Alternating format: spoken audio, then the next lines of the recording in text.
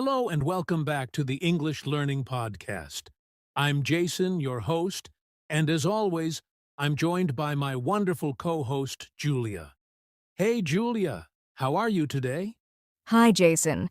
I'm doing great, and I'm really excited about today's episode. We're going to talk about something that many English learners don't realize is possible learning English without books. That's right. Most people think that you need textbooks, grammar drills, and long study sessions to learn English. But today, we're going to show you that you can improve your English naturally without relying on books at all. And the best part?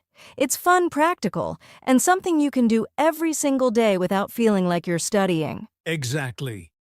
So, if you've ever struggled with traditional learning methods or felt bored with textbooks, this episode is for you.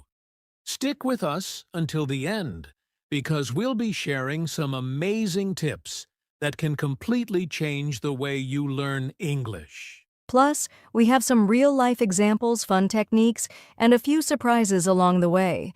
So grab your headphones, get comfortable, and let's dive in. So, Julia, let's start with a big question. Why should someone even consider learning English without books? Aren't books the traditional way to learn? Great question, Jason. Books can be helpful, of course, but they're not the only way to learn. In fact, many people struggle with learning from books because they focus too much on grammar rules and written exercises instead of real communication. That's so true. A lot of learners get stuck in a cycle of studying, but not actually using English. They spend months memorizing vocabulary and grammar, but when they try to speak, they freeze. Exactly. That's because speaking and listening are very different skills from reading and writing. When you learn without books, you focus more on real-life communication, which is what actually helps you become fluent. Yeah, and let's not forget, many people simply don't enjoy studying from books. They find it boring, time-consuming, or difficult to stay consistent. Right. And learning should be enjoyable. When you use alternative methods like listening to English, watching videos, or having real conversations, you learn naturally just like children do when they pick up their first language. That's a great point. Babies don't start learning their first language by reading grammar books. They learn by listening and repeating what they hear. And adults can do the same with English. Exactly. Plus, learning without books gives you more flexibility. You don't need to carry heavy textbooks everywhere or sit in a classroom.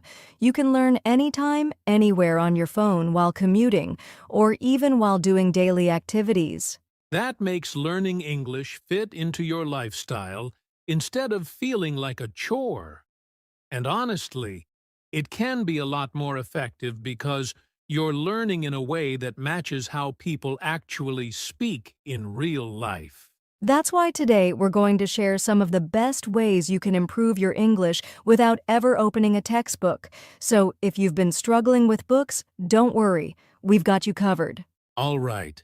So let's jump into our first method, learning English through real-life conversations. All right. So now that we understand why learning English without books is a great idea, let's talk about one of the most effective ways to do it, real-life conversations. Julia, why is speaking with real people so important? Great question, Jason. The best way to learn a language is by actually using it. Think about it. When we were kids, we didn't learn our first language by reading grammar books. We just talked and listened to the people around us. Exactly. And the more we spoke, the better we got. That's the key. Real conversations force you to think in English and respond naturally, which is way more effective than memorizing vocabulary lists. Right. Plus, conversations help you learn in context. For example, if you're talking about food at a restaurant, you'll naturally remember words like menu order or delicious because you're actually using them in a real situation. That makes so much sense. And speaking also helps with confidence. A lot of learners are scared of making mistakes, but the more they practice, the easier it gets. Absolutely. And here's the thing, you don't need a teacher or a classroom to have real-life conversations. You can practice with friends, coworkers, or even online with language exchange partners. That's a great point.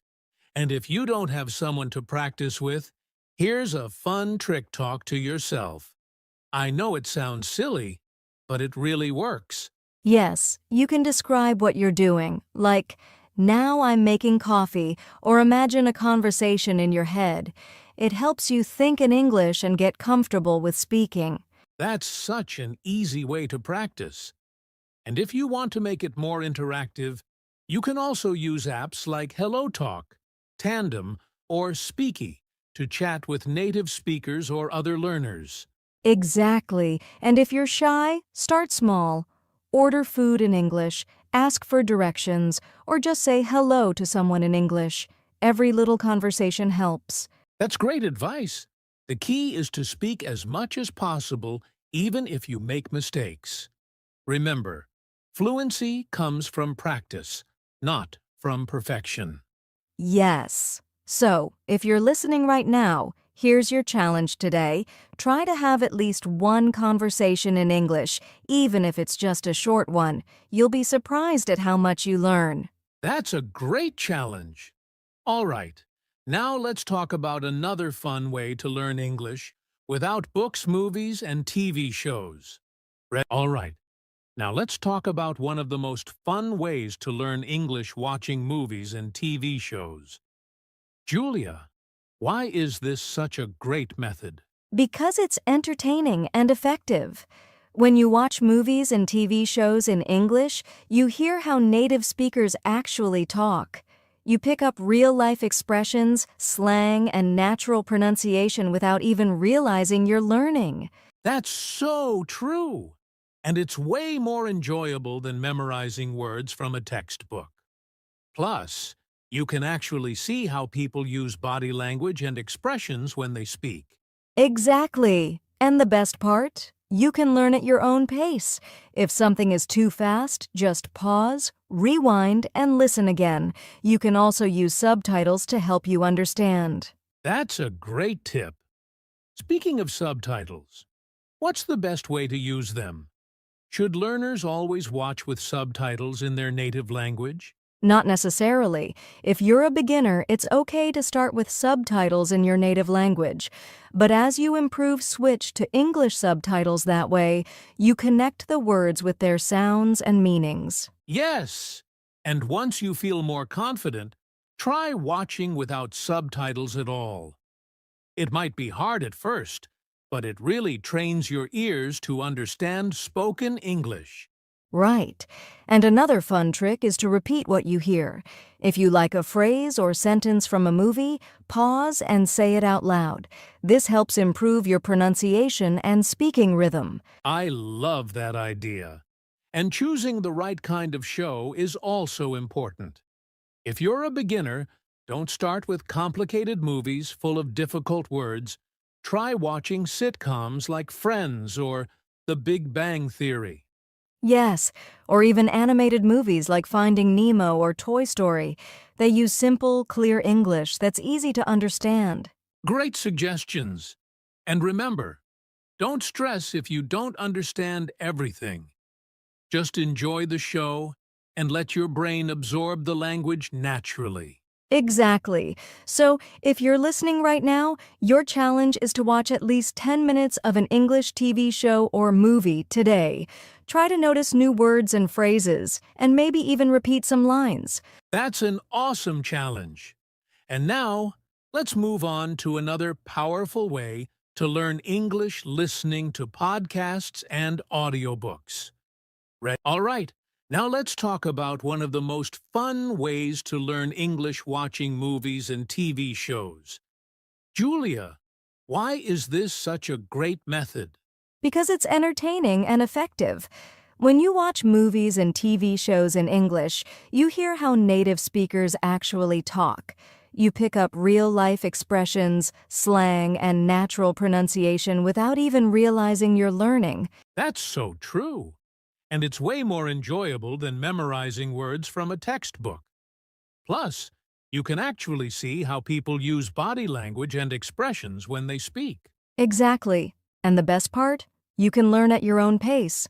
If something is too fast, just pause, rewind, and listen again. You can also use subtitles to help you understand. That's a great tip. Speaking of subtitles, what's the best way to use them? Should learners always watch with subtitles in their native language? Not necessarily. If you're a beginner, it's okay to start with subtitles in your native language. But as you improve, switch to English subtitles that way. You connect the words with their sounds and meanings. Yes, and once you feel more confident, try watching without subtitles at all. It might be hard at first, but it really trains your ears to understand spoken English. Right. And another fun trick is to repeat what you hear. If you like a phrase or sentence from a movie, pause and say it out loud. This helps improve your pronunciation and speaking rhythm. I love that idea. And choosing the right kind of show is also important.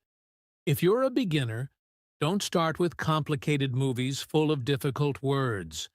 Try watching sitcoms like Friends or The Big Bang Theory.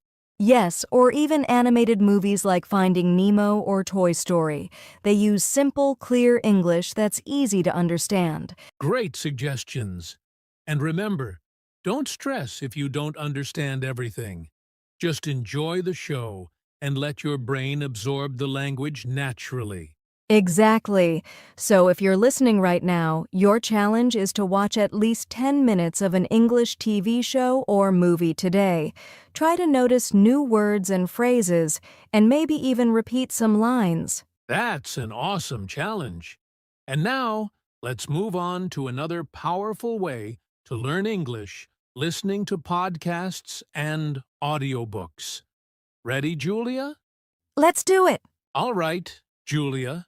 We just talked about learning from movies and TV shows, but there's another powerful way to improve English podcasts and audiobooks.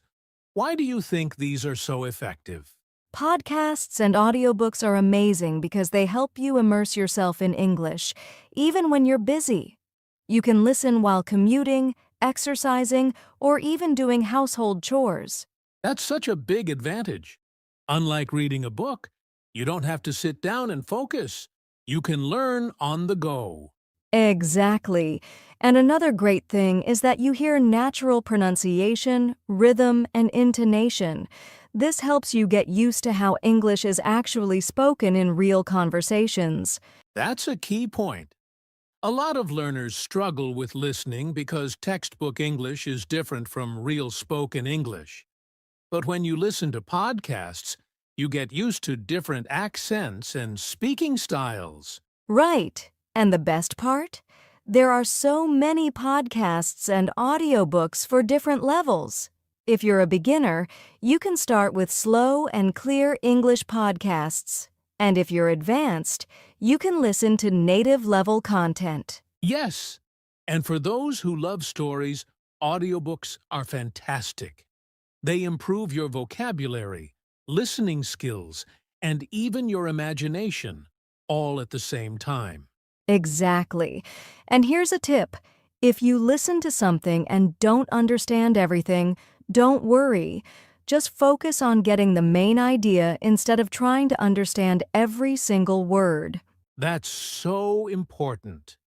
Many learners feel frustrated when they don't understand 100%, but that's completely normal. The key is to keep listening regularly, and over time, your brain will automatically understand more. Yes. So if you're listening to this podcast right now, you're already using one of the best methods to learn English. Great job. That's right. And here's a quick challenge for our listeners.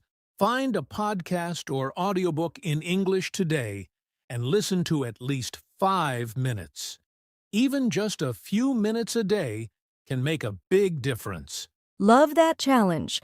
And now, let's talk about another great way to learn English using social media and online content. All right, Julia. So we've talked about podcasts, movies, and conversations, but let's be honest.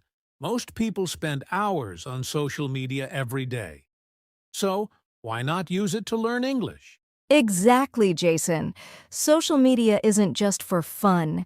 It can be a powerful learning tool. There are so many ways to practice English with content on Instagram, TikTok, YouTube, and even Twitter. That's true. And the best part? It's short and easy to digest. You don't have to sit down with a big book. Just watching a 1-minute video or reading a short post in English can help. Yes, for example, you can follow English learning pages on Instagram or TikTok. They share quick grammar tips, new vocabulary, and even pronunciation tricks. And let's not forget YouTube. There are tons of English learning channels out there. Plus, you can watch content made for native speakers, like vlogs, interviews, or educational videos. Right. And a great trick is to follow English-speaking influencers, bloggers, or even comedians. That way, you see and hear natural English in everyday situations. That's a great tip. Also, social media gives you a chance to interact in English. You can leave comments, reply to posts, or even join discussions in Facebook groups or Reddit forums. Yes, writing comments is a great way to practice. And if you're shy, start small. Just write "great post" or "thanks for sharing." Then, as you get more confident, write longer comments. Love that idea.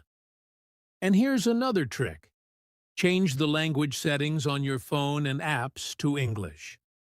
That way, you see English words every day without even thinking about it. That's brilliant. It forces your brain to adapt. And don't forget, social media is a two-way street. You can create content in English too. Try making a short video or writing a post about your day. Yes, even something simple, like tweeting one sentence in English every day, can help. The more you use English, the more natural it becomes. Exactly. So here's today's challenge. Find one new English learning account to follow and leave a comment in English on a post today. It's an easy way to practice. That's a great challenge. Now, let's talk about another exciting way to improve English traveling and immersing yourself in an English-speaking environment. Ready? All right, Julia. We've talked about using social media, movies, and podcasts to learn English. But what about everyday life? How can someone practice English in their daily routine? Great question, Jason. The best way to learn English without books is to make it part of your daily life. You don't need to set aside extra time, just connect English to what you already do. That's so true. And one simple way is to think in English. Instead of using your native language in your head, try to describe what you're doing in English. Yes. For example, if you're making coffee, say to yourself, "I'm boiling water. Now I'm adding sugar." It sounds simple, but it really helps. I love that. And here's another tip: talk to yourself in English. It might feel silly at first, but it's great for building confidence. Just narrate your day, like, "Now I'm going to work. It's a sunny day today." Exactly. And if you want to go further, try keeping a daily journal in English. Write a few sentences about your day before bed. It's a great way to practice writing and expressing your thoughts. That's a fantastic habit. Another idea is to label objects around your house in English. Put sticky notes on your fridge, mirror, or TV so you see English words all the time. That's a fun trick. And speaking of fun, you can also play English games on your phone. There are apps for vocabulary, listening, and even interactive conversations. Yes, and don't forget about music. Listening to English songs and singing along helps with pronunciation and fluency. Try reading the lyrics and understanding the meaning. Absolutely. Music is a great way to learn without feeling like you're studying. And here's one more idea. When you go shopping or cook a meal, try reading labels, menus, or recipes in English. Great tip! The goal is to surround yourself with English in small, simple ways. So, here's today's challenge. Pick one daily activity and try doing it in English today. I love it. Whether it's thinking in English, labeling objects, or singing a song, just make English part of your routine. The more you do it, the more natural it will feel. Exactly. And now, let's move on to our final section, staying consistent and having fun while learning English. All right, Julia. We've shared so many great ways to learn English without books. But let's be honest, none of these methods will work if learners aren't confident or don't stay consistent. All right, Julia. We've shared so many great ways to learn English without books. But let's be honest, none of these methods will work if learners aren't confident or don't stay consistent. Right. And confidence is key. If you're afraid of making mistakes, you won't speak, and if you don't speak, you won't improve. Yes, mistakes are part of learning. Every fluent English speaker made tons of mistakes before they got good. Instead of feeling embarrassed, think of mistakes as progress. I love that mindset. And consistency is just as important. Even if you only practice for 10 minutes a day, doing it every day is better than studying for 5 hours once a month. Absolutely. The key is small daily habits. Listen to a podcast, watch a short video, speak a few sentences to yourself, just do something in English every day. And here's a tip: track your progress. Keep a journal, record yourself speaking, or even set small goals like, I will learn 5 new words today.